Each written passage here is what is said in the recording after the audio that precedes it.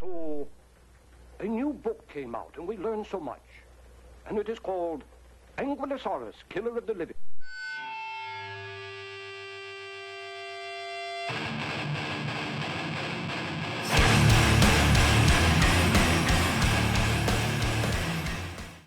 Welcome back! I hope you all are doing well.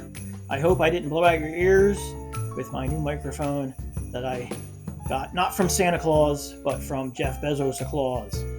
And I hope you all had a really good Thanksgiving. I hope your turkeys were moist, and I hope your green bean casserole was creamy, and I hope your pumpkin pie was full of pumpkin-y goodness. And I hope you also had a chance to spend some time with some quality kaiju films. Every Thanksgiving Eve, I watch King Kong. I've done that since I was a wee little lad, and don't tell me that King Kong isn't a kaiju movie, because it is a big giant monster.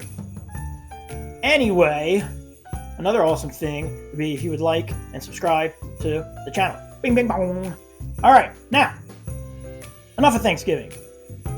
It's Christmas time, and at Christmas time, if you've been good, little boys and girls, Santa Claus will come down that chimney right there, and he will bring you kaiju goodies, the likes of which you've never seen.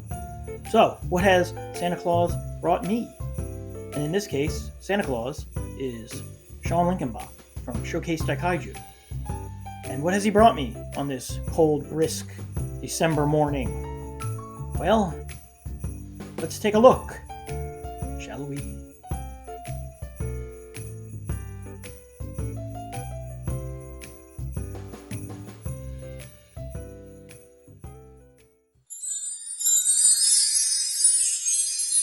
And there we have it, man. And I have been looking forward to this set since it was announced.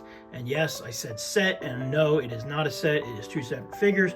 But what are you gonna do, man? It goes together like ham and cheese, like pickles and McDonald's hamburgers, like peanut butter and jelly, like an ice cold Hams on a hot summer day. So yeah, they're good. Now, before we get into how good these are, or aren't, who knows? Let's not prejudge. Let us discuss really quickly the phenomenal Godzilla Minus One. So it is, on the date of this recording, it is December the 2nd. The movie opened wide across the country last night.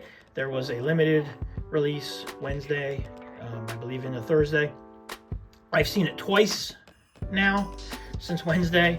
I will be seeing it one more time before it leaves theaters. It deserves all that and more. Please go see it if you haven't. And then after you've seen it, grab a bunch of non-kaiju friends and bring them to see it, because honestly, they're going to love it. It is excellent. It's really good. That's my review. If you want more in-depth thoughts and reviews on it, tomorrow morning, and by tomorrow I mean December the 3rd, Sunday, December the 3rd at 11 a.m., we will be hosting a live stream, Coffee and Kaiju, on this channel. It'll also be on the Fresh Vinyl HQ channel. It'll also be streaming some places on Facebook, like the Godzilla Collectors Group. And I also believe Collect All Monsters will be streaming it. It's going to have me. It's going to have Rich Iso. It's going to have Mike Russo. It's going to have the Mighty Nev. It's going to have David Dobko, Christine Chapin. A cast of thousands will be in attendance to review this movie. We're going to discuss it. And it's live, so you guys can throw in your comments, your thoughts, whatever, questions, whatever. It's going to be fun. So tune into that. That is December 3rd. If you missed it, if you're in the future, it's on the channel, and you can just look it up. And there you go. So let's get to reviewing these guys. Okay, let's get cracking here. So when I was a kid, this movie was damn near impossible to see. I had read about it as a very young child, and I had read about it in multiple different books that I had. I knew it existed. I knew it was called Gigantus the Fire Monster, which, many better historians of kaiju films have written about the reasoning behind all that. So I leave that to you. but that's what it was called as I was a kid. It was never on TV. And then I remember I was probably in 6th or 7th grade. We got a new television station called Philly 57 in Philadelphia, and they played it, I want to say, on there as their first ever thing they broadcasted. It was like 6 or 7 in the morning, and I set my VCR because that was the thing we had to do, and I had that VHS for a long time until I finally found this one, which was my copy for a long time, and I still have it. I still have most of my VHSs that I grew up with. I love the box art on this one. That's one of my favorites. And then, you get the description there. Yeah. So that was it. It still holds a special spot in my heart. I love the American version of it. It is terrible. It is objectively terrible. It is edited horribly. The dubbing is a joke. The narration is insane. I still love it. I have a soft spot for it. I watch it at least once every time it snows. That's one of my go-to snow movies. I just love it. It's just one of those weird comfort food movies that I know is bad, and I know the Japanese version's better, but I still watch it. So that's my story time with Sofubi Samurai about growing up trying to watch Gigantus the Fire Monster, aka Godzilla Raids Again. Let's review the figures. Let's review Gigantus first. Gigantus. I remember in the Godzilla book, the Crestwood House one, that many of us grew up with as kids, Gigantus was referred to as a female monster, which is, I don't know why, but, what are you going to do? There's the card!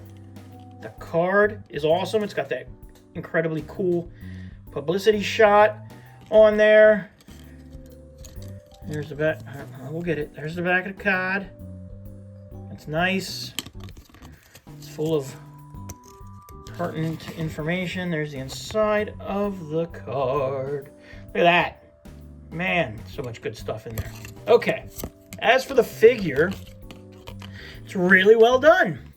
I have multiples of this figure already. This is not a new sculpt. This is a re-release of an existing sculpt, but it does have new paint, and we'll look at the other sculpts later. But it's nice. Look, if it gets in focus, it would be even nicer. There it is. So, yeah, the head sculpt, very nice. Very captures the feel of the suit, where it's kind of derpy and kind of menacing, and I like it. It looks cool. I like the overall paint scheme on this for what it is, which is really just it's cast, it's molded in this color vinyl, and it's nice. It looks like a black and white version of the, it's a black and white movie. It looks like it appears on screen, black and white. So it's cool. A little bit of paint. You get some paint on the eyes. You get some paint on his teeth, and that's it for paint on the head. The dorsals are sprayed a slightly lighter shade of gray. Do they match all the way down? Maybe. I don't think so. Hands are sculpted, it is what it is. Feet, the toes are painted. All in all, very happy with it. I always liked this. This figure. I thought it was one of Bandai's better figures, and I still think it. I think it's really nice. It's held up quite well over the years, and you'll be happy to note that the dorsal plates are not upside down like they are with the Memorial Box figure, and we'll look at that in a little bit. So that's him. Let's take a look at Anguillosaurus, the killer of the living, shall we? All right, now here we have Anguirus, the original version of him, the 55 version, and I always thought, man, like, he's so cool looking. Like, he's got that really long, sort of like crocodile snout and crocodile head, a lot different than the one he ended up with later on in the series. But I mean, all in all, a really cool idea for a monster. He's one of the more enduring B-level Godzilla characters. He's not, on the level of King Ghidorah or Mothra, but he's a fan favorite. He's one of my favorite monsters. So I appreciate him. And there he is on the tag in all his Anguirusian glory. Here we have a new pamphlet that has come out, and we learned so much. And then on the back is your typical, you know, stuff there. So let's take a look at this guy, because it's a brand new Bandai sculpt for 2023. Brand new. Never have they done the 1955 Anguirus. And he's awesome. And I love it. And I love that he's in black and white as well, except they painted his mouth red. So that's a weird stylistic choice, because they really did go for that look of the black and white movie, but then they did paint the inside of his mouth red. Look, I'm not going to fault them for more paint. I love me some paint, so cool. It's just a kind of weird decision there. Teeth are painted white. Horn painted white. Eyes white with black. The crest is beautifully painted, that same kind of like bone white. Really good. This head sculpt is phenomenal. I love it so much. It is excellent. Just perfectly captures the look of the suit. I'm super happy with it. It's awesome. Moving on to his armor, his spikes, his carapace, whatever you want to call it. Looks great. Well sculpted. I love it. Love it. Love it. Looks really good. It's got some paint sprays in there to break it up a little bit. It looks really, really good. Moving on to the arms and legs. Well, I guess, does he have arms and legs, or are they just legs? Like your dog doesn't have arms and legs, or he just has legs. So fully sculpted with the scales. Really nice. Really, really nice. Way to go out of your way and make it look awesome. Underneath the neck, also nicely sculpted. Very, very nice. The posturing on the figure, I think, is really cool. I like the positioning of the front legs, arms, whatever. I like that the claws aren't perfectly flat on the ground. And what I mean by that is, you can see here, like, it's kind of almost an action pose where he's got his one finger raised up a little bit more. I think that's kind of cool. It just adds a little bit of cool detail to the figure, because it's a guy in a suit and CGI wasn't a thing in 1955. They have sculpted him accurately to the character in the movie, so that he is a hand and knee crawler. Although, you know, it's not the worst. It's never bothered me in these movies. You know, so, and that looks good. I like that a lot. Again, the scales all the way along the legs, the nails, the claws painted white. Very nice, very good. Nice long tail on this guy. Also just fully sculpted out, and then ending with all of his little spinies that he's got there on the back of his tail for self-defense purposes, obviously. So yeah, man, real happy. Both these figures are excellent. Let's do some articulation.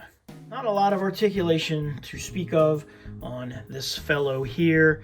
His front legs move a little, his back legs move a little, his tail spins completely 360. So you can get, you can get him in a few different tail positions, I suppose, if you really wanted to. Whatever. He's going to go on the shelf pretty much like this. You can sort of do something like that, where his one front hand, whatever, is off the ground a bit, which is pretty cool as well. So that's kind of neat. So you can probably get him in slight variations of the pose he's intended to be in, but he's intended to be on all fours, looking up, get ready to bite the shit out of Godzilla. Speaking of which, let's look at Godzilla. So Godzilla is your more standard Bandai or bit of articulation. arms move up and down, and the legs kick out. Not that you would necessarily want to do any of those things. The head is fully sculpted to the body, so there's no head swiveling whatsoever there. And you know what we should do while we have him out is we should take a look at the other versions of this figure that exist. So let's do that. So like I said, Bandai has 2 other versions of this guy out there. So let's take a look at him with those. And honestly, I said they were the same sculpt. I'm like 85% sure, but I'm not 100% sure. So we've got the Bandai Memorial Box figure, and we've got the Toy Dream box set figure. So those are the other 2 Bandai versions. Now, interesting in that this guy, if you look at his tail, is curving that direction. The tail on this guy is not. They are opposite. So that's one difference right there. These 2, good grief, Brian, these 2 have the same tail. So these 2 are identical sculpts. Even if that's the only difference, and now looking at them, I'm not 100% sure that is the only difference, but they're not identical sculpts because they have different tails. So what led them to change the tail positioning, I don't know. But I feel like facially they're identical. I feel like all in all, they look essentially the same except for that difference in the tail. However, like I said before, this guy in the Memorial Box came assembled incorrectly. It's a known flaw with the Memorial Box 55. The dorsals are glued into the back the wrong direction. So they should be flipped around where the bigger ones are higher up. So as you can see how it is there, and you can see the correct way on this one. So incorrect, correct. They did also correct it on this one. So they knew they screwed it up, and then they fixed it, and it stayed fixed. So there you go. So that is those 3 next to each other, and someone with more knowledge of the inner workings of Bandai than me, you know, will have to say if it is actually a different sculpt, other than that tail, which is a separate piece anyway. So I could see why they would have possibly changed that. You can see the seam where it's glued there. So I could see why that's something maybe they just changed the sculpt. So otherwise, cool. They look great together. I really love the crystal.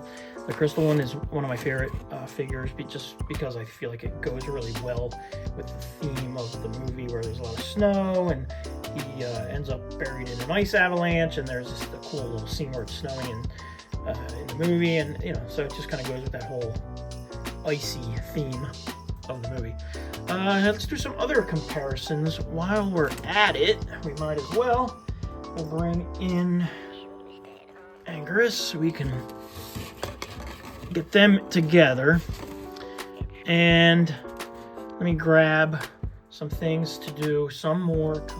So let's do some comparisons. And look, I have so much stuff that I can compare with you. I have a lot of variations of these figures, so we're not going to go bonkers here, but you know, we'll have some fun. What the hell, it's Saturday.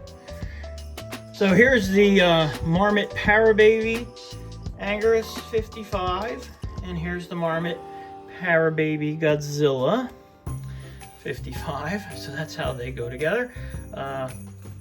I like that Marmot has sculpted him standing up. This is these are both some of my favorite Parababies. They're just both very accurate and goofy. This guy glows in the dark. I should try to find the Godzilla to match him, but at this point, cost has become prohibitive on those. Sticking with Marmot, Here's the Monster Heaven Godzilla 55. Oh, you can't see him. There you go. There he is. He's awesome. Love that sculpt. Here is the the Anguirus 55. Also sculpted standing up and looking quite cool. So I'm a big fan of that. Additionally, Marmot has sculpted a Godzilla 1957, which never appeared on film. However, when the movie was brought over to the United States, they were going to film additional scenes like they did with the original Gojira and Godzilla King of the Monsters. And what they were going to do was include some additional scenes of Godzilla, which in this version of the movie was just going to be a Tyrannosaurus. And Anguirus was going to be an Ankylosaurus, and they were not going to have any atomic roots, and Godzilla wasn't going to use his fire, and he wasn't even going to be Godzilla. It was just going to be a rampaging dinosaur. And they made a separate suit for the movie, which was never filmed, and Marmot made a version of that. So there it is. That's the Godzilla 1957 Marmot. Maybe one day we'll take a look at him. He's cool. Here we have the M1 Godzilla 55, one of my favorite figures in my collection. So that's how he scales. M1 knocks that out of the park, if you ask me. Additionally, we have the Varan. And I brought out the Varan Bandai because I just wanted to put him next to the Anguirus because I think they're really two really big figures. They look pretty cool together. So that's cool. That's some classic 50s Toho Kaiju there. So that's pretty cool. Let's see what else we got. We have the Marmot Vinyl Paradise Godzilla 1955, which is the figure, funnily enough, that got me into Marmot because I just thought it was the goofiest thing I'd seen in quite a long time, and it got me into collecting them, so that's that. We've also got, what else we got? We've got the -1 figure that we looked at right there. So Godzilla is they're about the same size. I'll give it to them. We'll say they're the same size. Let's see what else we got. Here is the classic Bandai Anguirus 8-inch. There you go. So, I mean, this is a substantial figure. I mean, he's bigger than the Bandai 8-inch. So that's cool. And he's properly scaled with Godzilla. It's not like he's too big. It's just that maybe he's too small. Well, let's not size shame anyone. What else we got? Oh yeah, this guy. This is the other Dream, Toy Dream Anguirus that goes with that Godzilla. He's the same scale as these typical 6-inch Anguirus, so he's the one I grabbed just because he's so pretty.